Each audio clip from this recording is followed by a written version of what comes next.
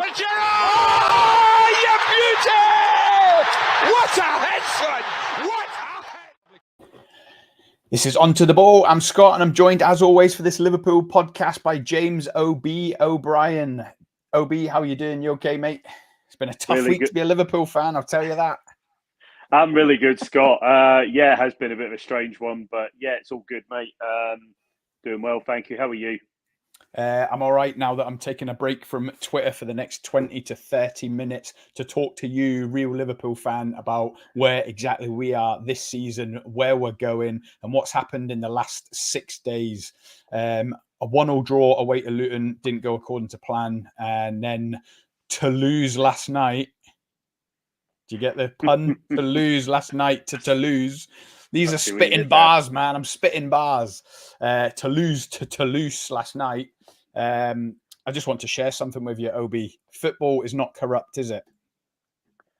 I don't believe so, no. You don't? So it's the same in every country, every league, every competition, yeah? I think the country's probably is a bit debatable, but I would say in our country we don't seem to have the same problems as some of the other countries. I don't believe there's corruption. So that was a handball right there on the screen, yeah?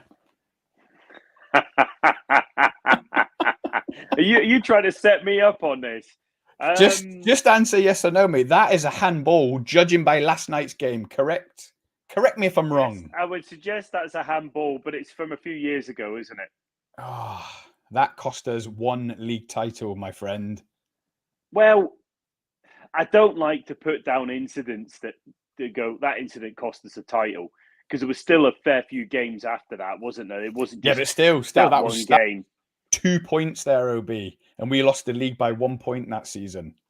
No, I agree. But that was what, 18-19, wasn't it? No, I think that was the quadruple season, was it not? 2 years ago. Yeah, it might have been. Yeah. Okay. Away to Everton, they were. Okay. But yeah, that was sickening. But never mind. Let's move on from that. Okay, like all Liverpool fans. I've got this feeling you're not over it, Scott. So I don't think you can move on from last night brought on the pain in the memory of that. But yeah, let's swiftly move on. Toulouse last night. We've got to touch on it before we head on to Brentford. Look, I'm not a fan of the Europa League. Okay, so I have not lost any sleep over last night. I wouldn't lose any sleep if we didn't top the group or finish second. We went out of the Europa League altogether. I know you're slightly of a different mindset. You wouldn't mind winning it. So, as well as a few of the Liverpool fans in our group chat. And I get that. Why not? Everything you're in, go for it. You win it. But last night, it was a little bit of a sickener due to the strength of our second half side. It was not far off full strength, was it? And it was a little bit embarrassing. Let's have it right. Yeah, we weren't at it, were we? And it's a team that we beat, 5-1 just a couple of weeks ago.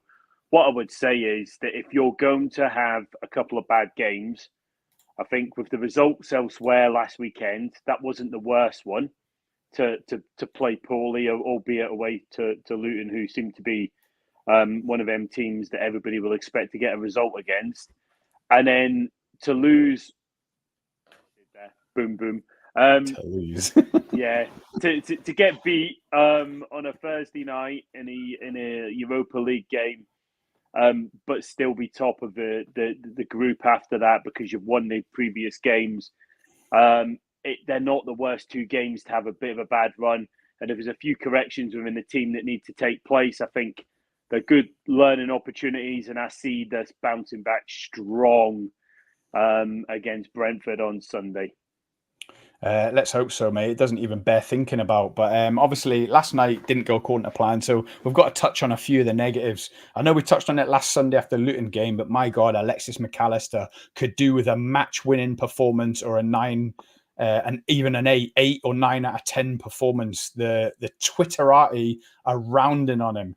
Just as I speak of conspiracies and Twitterati, Trav's in the comments. Is this another Scott-spiracy, boys? Travis, come on. That was not a handball. Have they apologised yet, Obi, in fact? Did I see someone saying they apologised? I don't know. UEFA, whoever's in charge of this conspiracy. Last night, it shouldn't have been a handball because it wasn't directly involved in the goal. Is that right? So if it was a handball, it was down to the ref to stop it there, and then he didn't. We ended up scoring after about the 8th phase of play or pass. That was never. Why was it VAR getting involved that retrospectively? Yeah, I think it's a phase thing, but how long's a phase? It's quite difficult to deal with. What I would say, Scott, and I'm going to put this out there, that if it was the other way round, we'd have been going, that was handball back there, and they haven't give it. You know what I mean? If they'd have scored against us, we'd have been like, that should have been handball. You know what I mean? So there is a bias in what we're saying. Ultimately, for me, play well enough to get anything out of it. I saw Harvey Elliott come out and said that today, and that's what needs addressing, because let's be honest, we're going to go through anyway in that group. We're not going to have any issues with going through, and we need to address the way we've played the last 2 games. That's more important to me than how we haven't got a decision last night in a game that we didn't really deserve to get anything out of anyway. I love how Scott's telling OB to move on. I'm not over it, mate. I'm really not. I think, not to sound like Jamie Carragher way back in the days, do you remember when Jamie Carragher said, at least it's England and not Liverpool, OB? Do you remember his famous, because he was just on for Liverpool, didn't care that much. So I suppose what we can say is at least it was the Europa League and not the Premier League. Can you imagine we'd suffered another one of them in the Premier League? It would be going off, wouldn't it? It would, because it would matter a lot more to us. But ultimately, I want us to do well in the Europa League. I want us to get to the back end of the tournament. I believe that we're favourites. And I think even with some of the teams dropping out of the Champions League for the third place teams, they won't fancy going in against us in the knockout stages. So it's about us doing the right thing. Klopp keeping the squad ticking over, keeping the guys fit. It's another competition for the squad to get minutes and game time in. So you see growth sometimes, and sometimes you see bad performances, and that's something for him to then take away and work on the players in training with. So you've got to see it as a positive ultimately. And I'm hoping that it'll come through and benefit us when we have, the odd injury where you think, oh God, we've got to bring in this player. And then players will be more up to speed back end of the season. So you just got to take the positives. I was going to say it's another opportunity for Endo to get 90 minutes, but he got called off.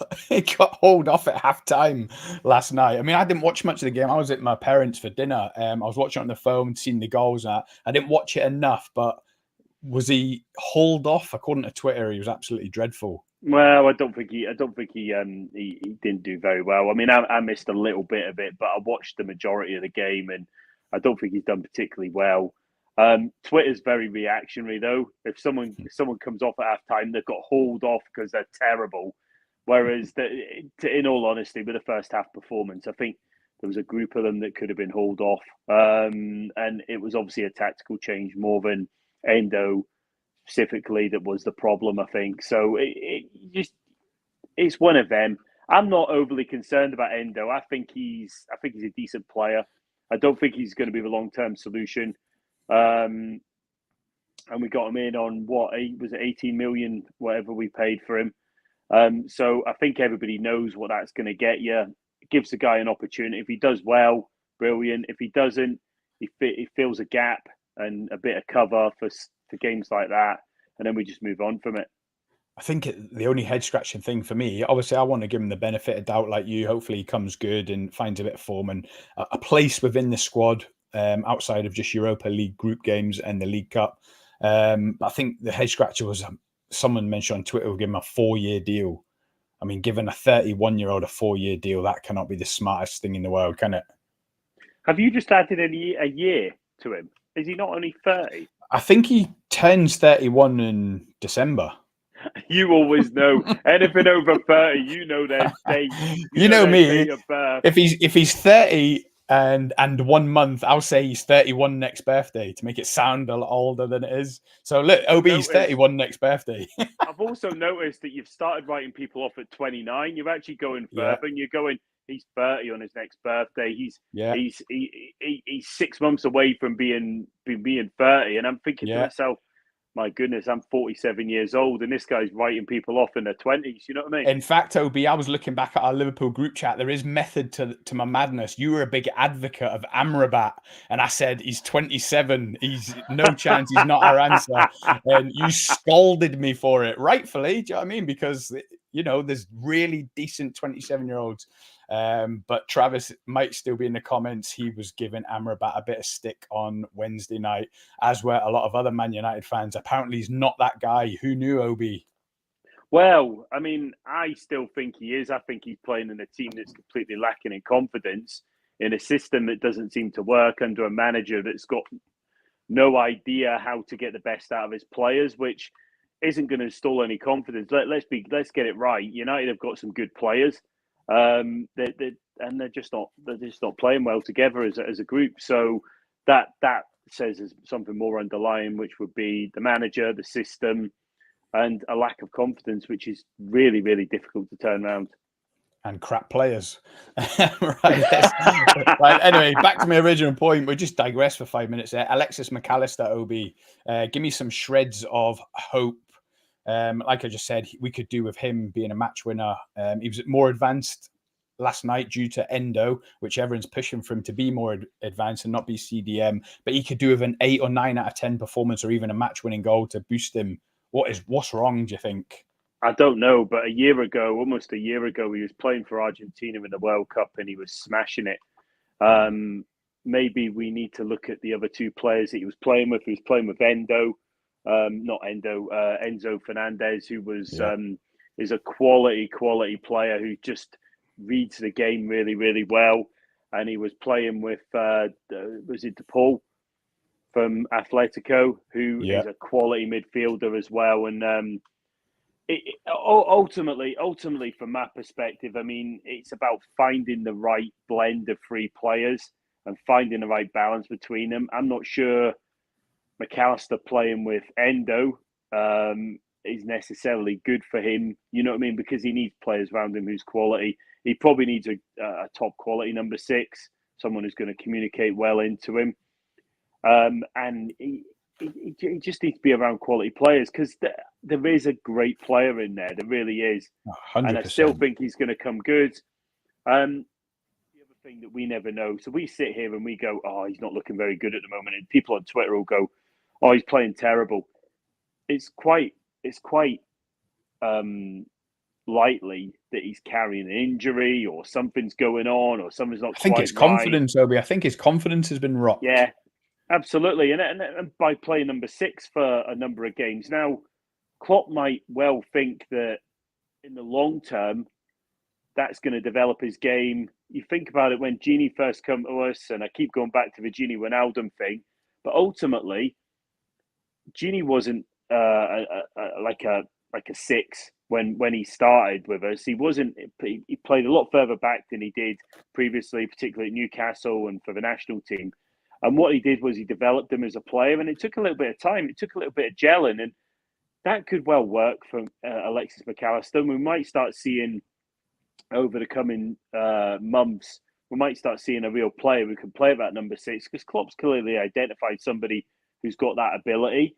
And it's not just about him instantly being able to do it, because it's a completely different thing. And I always think these midfield positions are the hardest to play, because you've got to have judgment on the players around you. You've got to have trust on the players around you. And there's times where you press. There's times when you don't. There's times where your position is so you could be caught out instantly and the ball's past you in trouble. And it's just about making them decisions and understanding the patterns of play around you. So I do think, particularly as a number 6, you've got to be able to read the game really well. And you watch the best number 6s positionally. That's the most important part of it. And it's just being in the right place at the right time to be able to either shield the ball, to be able to block a player, to be able to make a tackle, to be able to intercept the ball. And that's not easy to do. And he's a guy who's clearly never done it before. He doesn't look like he's done it before. And that will take a little bit of time. So I've got hope for him. I still think at the end of the day, he's a quality player. He's proved that for Argentina in the World Cup against some really good, and been up against some really good opponents. He proved that last season at Brighton, where he was really fantastic. And you've got to look as well that he's wearing the number 10 shirt. So clearly Klopp rates him. I think everything you just mentioned there about a number 6 positional awareness and all that, they're not his flaws. That's not where he's fallen down, which is really encouraging. It's his ball retention and pass completion. He gives the ball away so much in the last 5 games. You know, when someone will play a bad ball and it goes straight to one of their players, and you're like, who's that? Who the hell was? And you look and you see number 10, and you're like, oh, it's McAllister. Like, you feel for him because it keeps seeming to be him. So he must be trying to dig himself out of a hole, find the better pass, or taking more risks. And maybe that is in the DNA of his game, of being a more advanced, like, number 8 midfielder, where he's playing through the lines to the front 3, where you can be a bit more risky with a pass. Whereas when you're playing number 6, you're playing through 2 lines to get to the front, where if you make a bad pass to the number 8, then it can invite the pressure. The next minute, they're in on the defense. So if it is a confidence thing due to misplaced passes and trying too hard, then you can easily play out of a confidence crisis, can't you? Absolutely. And if you look at the best pass completion, there are always players who are either defenders or CDMs, always. It's very rare that you've got high pass completion for people in attacking areas, because they're the points where you take more of a risk. And that's something that McAllister is obviously going to have to adapt to if he's going to continue to play that role. Absolutely. Fresh off Mo Salah winning the Player of the Month for October, he's thrown in a below par performance against Luton, could you say? I know he was heavily marked and there was no space. And did he have much of an effect last night in the second half? He looked quite frustrated, I thought. At points, he's a strange player, because he could just as easily have had a chance and put it in the top corner. And it's kind of like, we know that that's what he is. We know that he's heavily marked. He was heavily marked again last night. He's heavily marked every game. But as a team, we need to be taking advantage of that and making the most of that. And the other attackers need to be moving off that and looking for the space in and around where the extra player that's then marking Salah has moved from, So I do think that it's an opportunity for us as an attacking force to look for space where Salah's created it by all of these players who seem to be round him every time he gets the ball. Let's hope for a man of the match performance to celebrate his award for October Player of the Month. Darwin Nunez, I can only imagine, because he was rested last night, or however you want to say it, rotated, that he's going to start on Sunday, and he's going to have a point to prove after at least one horrific miss against Luton. Would you play him over Gakpo, Scott? On Sunday, yeah, I would. What, because I know it's yeah, exactly. Football's not that simple. If depending who we're playing, opposition dependent, depending whether it's home or away. Brentford at home, Nunez. Man United at home, Gakpo. Arsenal at home, Gakpo. So top 6, Gakpo for more control, and releasing the wingers more, whether that be Diaz, Jota, Salah. But yeah, certain games. So yeah, on Sunday, I would play Nunez for sure. And obviously Luis Diaz. Special shout out, obviously, to Luis Diaz. His father's been returned home, thankfully, after being kidnapped. I mean, just say it out loud. It's unbelievable. You can't believe you're actually saying it, but he's been returned home. Luis Diaz started last night. So hopefully that's him just back in the squad now, and he can get over this horrific ordeal. Yeah, absolutely. And there will be lasting effects of that on him. So he's just been absolutely immense to even play against Luton, where he come off the bench and obviously scored the goal, and it was like fantastic news. It's bigger than football, isn't it? Ultimately, to have 100%. That news for him, and well done to all the authorities, because they obviously drove that and made sure that the release was there. So really, really well done to everybody who was involved, because that was fantastic. It was a wholesome video, them pulling up to his family and him getting out of the car, wasn't it? It was really good to see. But yeah, so hopefully that's Luis Diaz fully back in the squad. Someone else who might be suffering a bit of confidence and has not lived up to this opportunity he's been given due to Robertson's injury is Tsimikas. Lots of people are saying that's Gomez nailed on for left back now. I would agree with that. I just don't think Tsimikas has kicked on. We've seen flashes of a really, really good left back at points in his time, probably due to lack of opportunity over a prolonged period of time. He just hasn't kicked on, and now when he's had to step up, he hasn't really done it. Gomez does limit us a little bit, being a right footer on the left side. However, what I would say is Gomez is quick. Gomez is a very good fullback. He's particularly good at right back, and he seems to be able to adapt to left back really well. So I've got no concerns around that. And it's good to have him in the team because he does provide a lot of pace and he's got a bit of height as well. So no, I'm absolutely comfortable with Gomez being in the team. Yeah, me too. He never lets us down at fullback, whether that's right back or left back. Kelleher, I tweeted last night, Obi. I don't think Kelleher's been the same since we drew 4 each with Southampton the last game of the season. It was touted that he might even leave for a sizable fee in the summer. I think the 4 goals he conceded away to Southampton paid to that. I think it exposed him. It's probably knocked his confidence as well. He's nowhere near Alisson levels. Let's not kid ourselves ever. However, he's a bit like Joe Gomez. Whenever Joe Gomez comes in at fullback, he's never let us down. Kelleher was in that bracket at goalkeeper. Whenever he come in, be it for the League Cup final, obviously the penalty shootout against Chelsea, anytime he's in, he never lets us down. We've basically never missed Alisson. He hasn't put a foot wrong. Since that 4-4 with Southampton, he's shipping goals for fun. I'd hate to look at the games he's played in the last 6 months since that 4-4 draw, but I'm pretty sure we'll have shipped 2 or 3 in every game. Another 3 last night. Yeah, the only thing I would say is I do think that there's a bit of a lack of strength and depth in the defensive positions, which leaves him more exposed. When we start playing a different team, we're seeing a slight drop off at this point in time, and it's probably not helping him. If he was at the back and we had if he was in goal and we had Van Dijk and Kanate and Trent and Robertson at the back, I'd be a lot more confident. And I think that's what Alisson's walking into every time. So it's about the whole team, but I don't think he's been in his top form, and he'd probably be the first to acknowledge that. I mean, there is a point where if you've got a really strong number 2, but they're never going to get to be a number 1, they must be thinking to themselves, am I going to spend my whole football career here, or am I going to move on and try and make it for myself?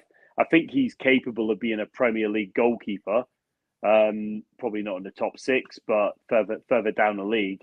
And it's just about what level he wants to get to, really. Yeah, I tweeted pretty much the same. If he stays now for 5 years as number 2, I'll be well happy because I do rate him highly. But yeah, I'm not sure what kind of ambition he'll have for himself, whether this drop in confidence, he will settle for being the number 2 for the next 5 years, but we'll just have to wait and see. Well, I suppose with the exception of Arsenal, who've got 2 number 1s, basically, I don't think there's anyone else in the league who's probably got a number 2 of that level. So I mean, Man City's is pretty handy, isn't he? Is it Ortega or something? Yeah, he's decent. Yeah, but you expect them to have a decent number 2 with the size of their squad. On to Brentford, OB. They've won 3 out of the last 3. I've been checking the form. They're cooking up something decent. If they could have held on against Man United, it would have been 4 out of the last 4. They've really turned it around. They're not missing Ivan Toney at all. That Mbeumo, is that it? Mbeumo? Yeah. Seems to be the new golden child. He's in everyone's FPL team. He seems to be scoring every week. It could be a better time to play them than Sunday. They're banging form, and you could argue that we're out of form. Is that overreacting a little bit after Luton and last night? The difference is we're at home. We've done well at home all season. The last 2 games have been away from home. I would expect us to pick up the ball quite early, dominate the possession, which we know we're going to do. So I think that it's going to be a very, very different game for Brentford, and I think they're going to have points where they can tuck in and put them under a bit of pressure. They do look like they're a compact team. They've got a really good manager, haven't they? He seems to find a way every so often. And it'll be interesting to see what happens, really, because I think it is a test for us, but it's one that we should come through. Let's hope so. Obviously, we want to be back on our thing. Like Van Dijk, I can't remember if I said it on the last poddy, so I'll repeat it. Apologies if I repeat it. Is Van Dijk back to his best, OB? I mean, we've seen last night, we suffer mad without him. Yeah, no, I do think he's back to some sort of form. I think after that really, really bad injury that he had, he's not as quick as he was. He isn't as quick as he was, and he probably never will be again. I do think that with regards to Van Dijk as a player, it looks like he's got confidence in the players around him again. It looks like he's enjoying having this different type of midfield in front of him, and he's back to his like dominant best in the one-on-one situations, in winning the duels as well. So it is good to see. I just don't think he's quite as quick as he was pre-injury. And that's the thing, obviously we hope for longevity. If he can still be playing for us at 35, 36, he's not going to be as quick as he was when he was 28. That's a fact. So you can adjust your game and hopefully we can adjust our setup and our strategy around him aging like a fine wine, hopefully. The team lineup, we don't have to get up a team selector, do we? I presume we'd be pretty set on it. Alisson in goals, Trent, Kanate or Matip, you could flip a coin with them too. Van Dijk, Joe Gomez, I think we'll both agree Joe Gomez. Midfield, McAllister, Szoboszlai, Gravenberch. If he's fit, is Gravenberch injured? I don't think he was on the bench last night, was he? No, I don't know. I haven't seen anything that says he's injured, but he could be, and I've missed it. But yeah, if he's fit, I'd have him in 100%. If not, it's a case of that you put someone like Elliott in at home who's going to be industrious, maybe. Yeah, see how it goes, really. And then the front three, I've already said Nunez, Diaz, and Salah. You got any advance on that? Be tempted to. Does anyone ever pick Jota in the front three? I mean, he gets games, he gets fair games, and he gets goals. No one ever picks him, but he could play. I'd be tempted to play Gakpo ahead of Nunez. I don't think he will, but I think there's that temptation. Yeah,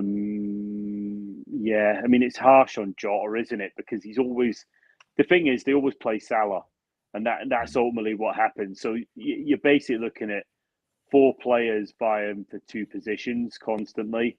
And the combination is that they'll always play Gakpo or Nunez. So it makes it difficult. But I would suggest that we're probably going to go with what you said around Nunez, but I'd like to see Gakpo in instead of Nunez, I think. Yeah, I think last night Nunez not being starting is an indication he's going to start on Sunday. Works out good for me. I've got him in my FPL team. Right, straight on to score predictions, OB. Stick your neck on the line. Is it going to be, are we going to turn it into a training game, comfy for 90 minutes? I'm going to say 3-1, Scott. I think we've got enough about us to score goals at home, and we've proved that throughout the season. We've beaten some really good teams at home and scored a few goals past them as well. So I think that will continue. I think as well, as the game goes on, we'll see Brentford start to tire, and like we've talked about, we've got strength from the bench, particularly in attacking areas, and I think we'll just have too much for them over that period of time. But I would say a nice early goal, maybe even an equaliser, and then we'll just push on and overrun as the game goes on. Hope you're right. 3-1, we beat West Ham. 3-1, we beat Aston Villa. Yeah. 3-0, Nottingham Forest. We didn't concede that day. I've just got this horrible feeling. I'm not saying we're in a mid-season crisis, OB. I do think we're suffering a little bit. I think it's going to be a tight game tomorrow. I think Sunday. I think we're going to win it 2-1. I'm going to go, we're going to edge it 2-1. I think, like you say, Brentford are just cooking something. They're flying in confidence. They've won 3 on the bounce. We're stuttering a little bit. It has to be. I mean, we've had problems, obviously. Luis Diaz's family, everyone was rooting for him. So there is problems within the squad. Hopefully that's all ironed out now. I think it'll be close. I'm going to go 2-1. Hopefully a big performance from Salah after the last game and a half where he's underperformed by his standards anyway. Right, cheers for your time, OB. Top man, thanks as always. to anyone that has tuned in. Don't forget to like and subscribe if you're new to the channel. And then me and OB will see you on the next one. Have a good weekend, OB. Cheers, guys. Header. But Gerrard! Oh, you beauty! What a head, son!